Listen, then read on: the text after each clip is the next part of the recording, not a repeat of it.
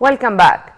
Yesterday, President Abdel Fattah al-Sisi received his UAE counterpart Sheikh Mohammed bin Zayed Al Nahyan in the airport of the New Alamein city. The two leaders, of course, after the official reception which was made for the dear guest of Egypt, the two Arab leaders discussed a number of issues of mutual concern and a number of regional and international files. To shed more light on the distinguished ties that bind Egypt and the United Arab Emirates, we are very much delighted to have with us via phone His Excellency Ambassador Gamal Bayoumi, former Assistant Foreign Minister. A very good morning to you, Ambassador Bayoumi. Thank you. Good morning. Good morning. Sir, since 1971 and since the announcement of the United Arab Emirates, Egypt was of the very first countries to recognize it and to support it nationally and regionally and internationally. Would you please, before we start or before we go into the current relations, let's have a quick look at the background of the relations between the United Arab Emirates and Egypt. Of course, when the Arab League was established in 1946, there were only 7 independent countries. None of them from the Gulf states except the Saudi Arabia. Then there was a sort of démarche for asking for the independence of the Emirate, Oman, Bahrain, and all those brotherly countries. We feel that the Emirates, especially, get its independence within the appreciation and the support of Egypt, of course.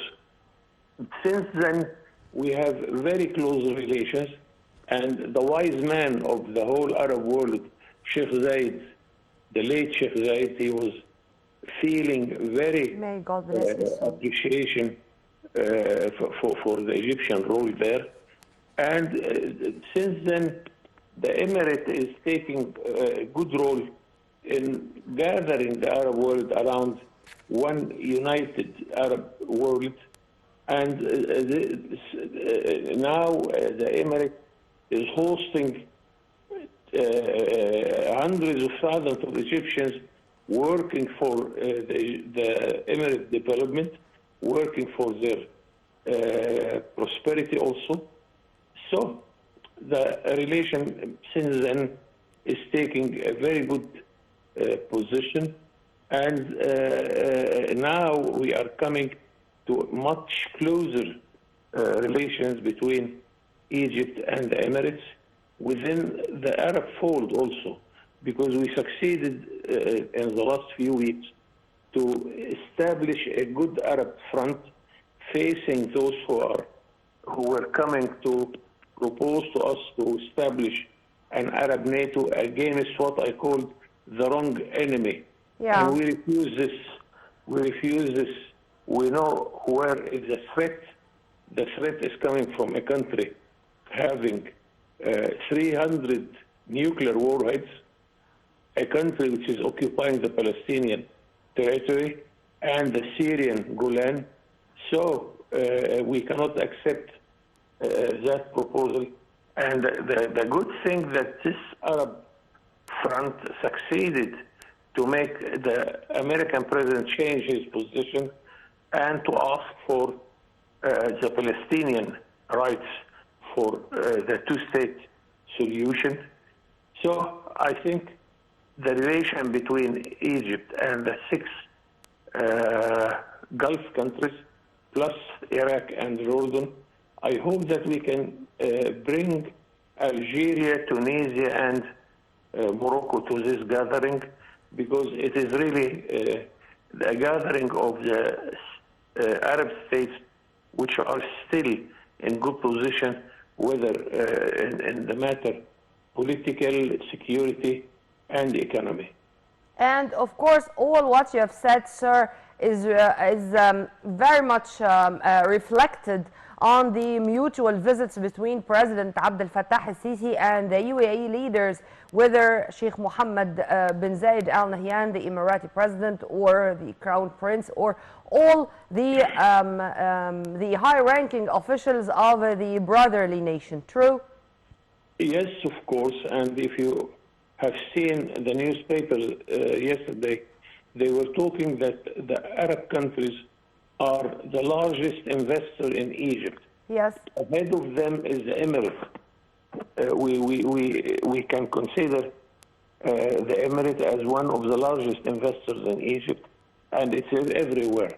If you permit me, sir, I'd like to focus on that, and this was my coming question regarding a report which was released yesterday by the Egyptian Central Agency for Public Mobilization and Statistics Compass, which revealed that the UAE made investments worth $712.6 million during the same period last year, meaning with an increase of around 1.2 billion during the first 6 months of this year. Is this meeting our ambitions, or still this is only a first step in a long way to go? It is very good, but not good enough, because the figures are telling us that Arabs in the whole figures are investing $1,800 billion abroad, and only $70 billion in the Arab world. This is less than 5%. This is a sort of that they are reluctant to invest in their own countries? No. It is a matter then that we have to increase our ability to absorb much more finance by developing our capacity to prepare the needed land to establish projects. We have to ameliorate our banking system, which needs much more effort in order to meet the international conditions to be first-class banking system. We need to train our working classes in order to provide any industry with the needed working class. Many things we have to do, and to make our ability to absorb much more finance much better. If you permit me, sir, let's have the quotes of the Secretary General of the UAE International Investors Council, Gamal Al-Jarwan, who said that the Emirati investments in Egypt have reached $20 billion, but they look forward to reaching $35 billion in the next 5 years. Since he is speaking in numbers, how do you see these numbers, and if what he is talking about is something which can be implemented on the ground that easy, or we have a lot of homework to do, and maybe with the infrastructure, with the developments in the Egyptian economy, we can do more despite the negative repercussions, whether of the COVID-19 negative repercussions on global economy in general, or the Ukrainian-Russian struggle? Yes, anyway, this is a very good step. We are looking forward for much more efforts in order to double, to triple, to make these investment figures much more. The good thing here that Egypt is among very few countries which continues growth with positive rate. Because it is not the case neither in the America or Europe and China. They are all of them this year will grow negatively. So Egypt succeeded to face the corona epidemic and the results of the war of Ukraine in a very good way. That because of a good reason that we started our economic reform since November 2016, yes. and this made us stand on a very strong footing. So I hope that we can double our efforts. I hope that our brothers in the Arab world realize this and come forward with more and more investment. He also, sir, described the Egyptian economy as flexible. How do you see this word, and how, to what extent it's accurate? Because we are proud that our economy does not depend on one product, such as oil. We are the largest market in the Arab world.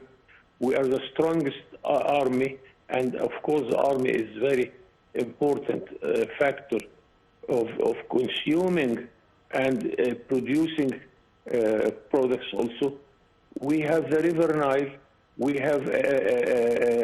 are open to 500 million inhabitants in Europe with our association agreement, to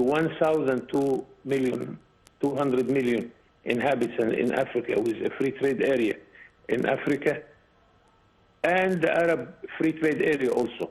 So we are talking here about Egypt, and Egyptian products can reach 2,000 million inhabitants without custom duties or any trade barrier. So we have different sectors, whether it is industry, agriculture, services. We don't talk enough about services because we are a country which produce services such as tourism, Suez Canal, Egyptians working abroad. 47 of our production is coming from services. This is another way of flexibility. So if we are clever in one sector, this can help the other sectors and so on. We talk here about the acceleration. If you start development, then the development acceleration take its place. And the sustainability, because when we are speaking about a short-term plan and a long-term plan, and we are planning well for both, and we make sure that everything is going to continue in a perfect manner on the ground, and we have this flexibility to amend any issue or to just eradicate any obstacle on the way. This means that we are on the right track. True? Yes, it is very true. And if you read any foreign book about the Egyptian personality, they always describe the Egyptian people as strong people who are, whenever they have the right leadership, they push forward towards implementation, whatever the leadership is asking them. This is a good element because we are flexible people. We have also our presence everywhere in the world. We have a community of 11 million Egyptians living abroad, meaning that we have the best education where it can work anywhere in the world. And we are proud of this position, of course, that the human resources is one of our treasures of this country. Amen to that, sir. Very well said. But, sir, if you permit me to return back to the Egyptian-Emirati relations, and particularly the economic and investment ones. One of the most important features of the summits of President Abdel Fattah al-Sisi with any of his counterparts, he is all the time ready with numbers, with statistics. He is always doing his homework before going to this summit and having targets, goals in mind. In your opinion, sir, or in your vision, what are the most important fields in which the Emirati investors can be involved into or invade here? We do have such new markets, new horizons. What industries, what fields of investments the Emirati investor could be attracted to?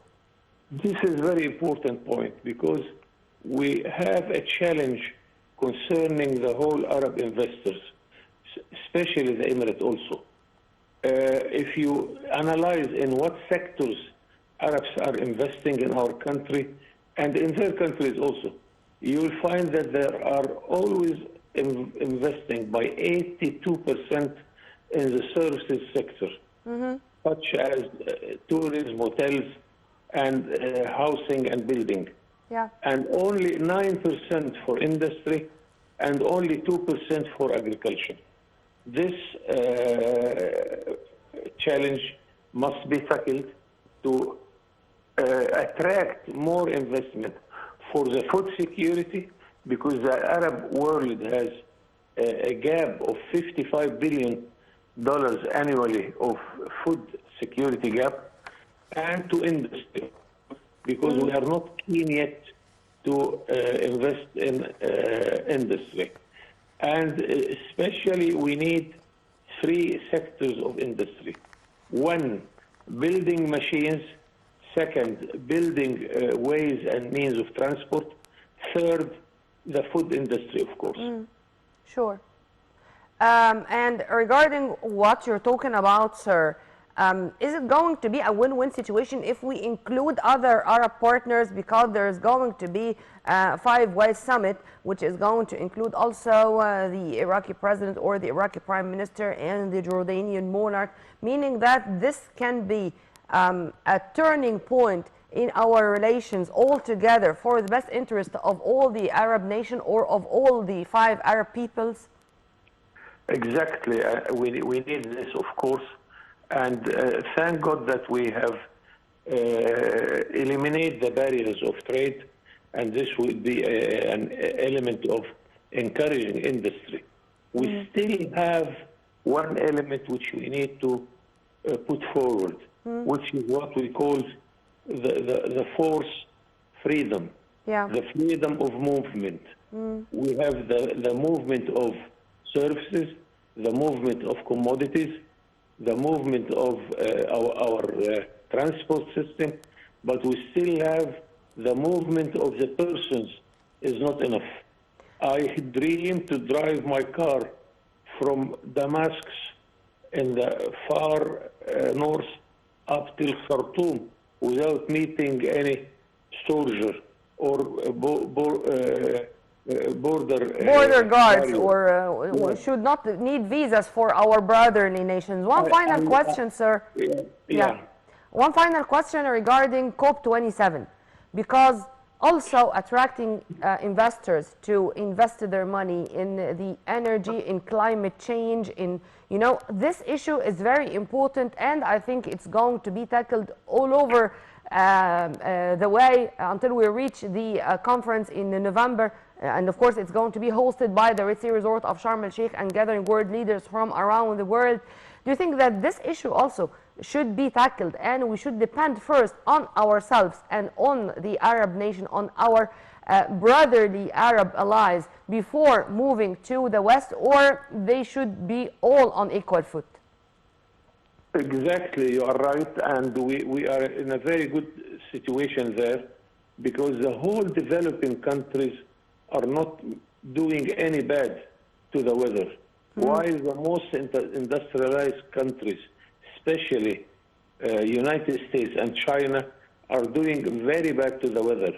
And unfortunately, we are living in the same earth, and we're smelling the same air. So we have to convince those highly developed countries in order to spend more and more to ameliorate the ways of their industry in order to make our life much better. If they were not, if they have not learned the lessons with the droughts and with the landslides, with the monsoons, with the wildfires, which are really or massively covering Earth even as we speak, I think nothing more can be done by Mother Earth to tell them that they are on the wrong track and they should return back to the right one to save humanity. Absolutely right. And I think we are in a good position to give advices and to drag all those countries in order to spend more and more to ameliorate the ways of industries. Europe did a good job concerning the car industry, and the cars in Europe are not polluting the air like the cars anywhere in the world. So we have to encourage those countries, because it's a matter of cost also, and they have to bear the cost of these policies. Ambassador Bayoumi, every time I conduct an interview with you, even via phone, I really learn a lot. Thank you very much. Thank you. Thank you. You are always an added value, and have a very good day. Thank you. Thank you. Well, we were very much delighted to have with us via phone His Excellency Ambassador Gamal Bayoumi, former Assistant Foreign Minister, as we discussed the Egyptian-Emirati relations. as President Abdel Fattah al-Sisi received yesterday his Emirati counterpart Sheikh Mohammed bin Zayed Al Nahyan, and they discussed a number of issues of mutual concern, and we are going to follow all the details about the dear guest of Egypt's visit here and his consultations and discussions with the head of state. Well, right after the short break, we are going to return back with more, so stay tuned only on Nile TV International.